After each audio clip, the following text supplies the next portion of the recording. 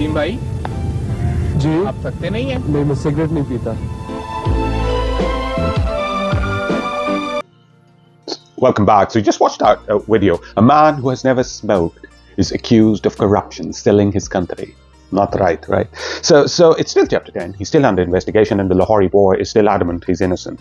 Let me quote you something of psychology. The perception of reality is the way we see the world through a filter that's made up of our personal programming. And that programming is done through brainwashing and conditioning into believing that the way we see the world is real and right. I don't know if it makes sense or not, but I just thought I'll just quote this. Let's do a quick recap because let's do a quick recap and let's try to figure out what he's trying to say in this chapter because it's all a bit confusing. And are there any hidden messages he's trying to give to his audience? Because so far he hasn't really mentioned anything about the real fixing thing. He hasn't mentioned Justice Qayyum as well. And so he starts off that after the 1996 World Cup quarterfinal exit, it starts to blow up, the whole thing. And then he mentions his injury, that because of his injury, he wasn't able to play. And that also contributed to people and management and everyone to doubt his integrity. Then he mentions his friend, Jojo, Crime Master Jojo, that he was probably a dodgy guy and he was probably into this whole betting thing. So he's trying to build up a story. And then he mentions that incident of Inzi, that Alu incident, and what message is he trying to give? Are cricketers insane? He's trying to give a message that, look, that's what cricketers can do. They pick up a bat and charge into a crowd. So I don't know. It's a bit confusing, and he still hasn't gone right into the thing that, he's still going round and round. But we'll just continue from here. So it goes. In the event of a fiasco, who do you turn to? Over Majid's head, I was asked to take over for 7-match Wales Golden Jubilee tournament, a quadrangular with Sri Lanka, South Africa and West Indies, and held at Gaddafi Stadium, Lahore, to mark 50 years of Pakistan's independence. Let's just say that the support was uneven. I soon grasped that Harun would say whatever he thought expedient in order to protect his job.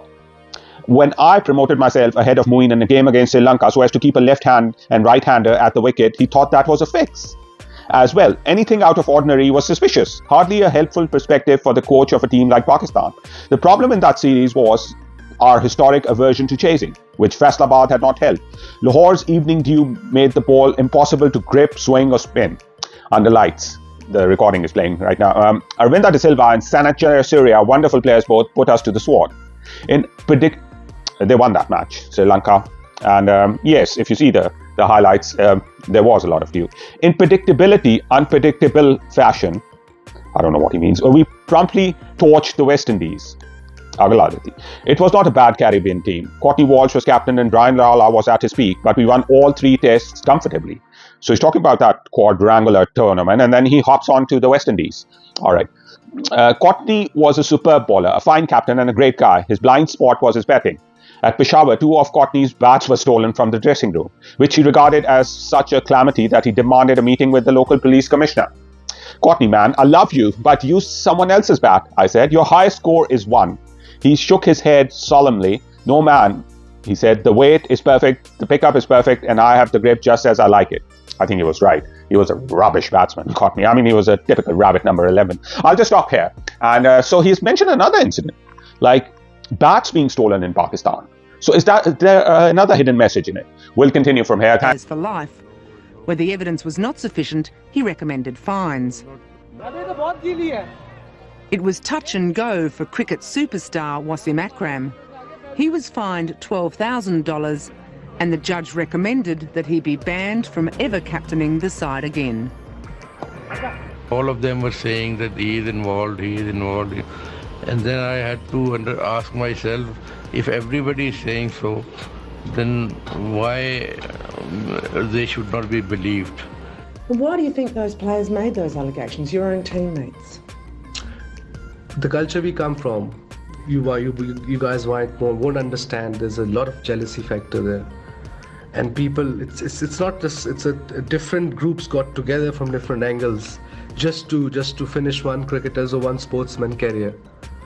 That's what exactly happened with me, as far as myself concerned.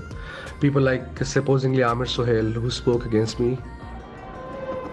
That's up in the air. And away goes Amir Sohail. Amir Sohail was one of Wasim Akram's teammates who accused him variously of deliberately bowling badly, feigning illness and paying teammates to underperform. If he says that we were jealous of his ability, then he was wrong. It's nothing personal. It's just something which was bad, and we thought it shouldn't be done. We spoke about it. It wasn't personal. He seems so cool and confident now when we saw him in Dhaka, as if he were untouchable. Well, the thing is, if you could keep on getting away with so many things, that you are untouchable, aren't you? We put the accusations made direct to Wasim Akram. Have you ever tried to induce a player to perform badly? Never. Ever deliberately bowled no balls or wides? No, and I used to bowl a lot of no balls a couple of years ago. Generally, I had a problem with no balls, otherwise no. Ever feigned illness to avoid a match? No. I would never do such a thing. Ever Always played under illness, and I've been still diabetic and still playing at the level, and never complained about never came out of the game. And ever underperformed for money? No, never did. That's the full list. That is the full list. Thanks for watching.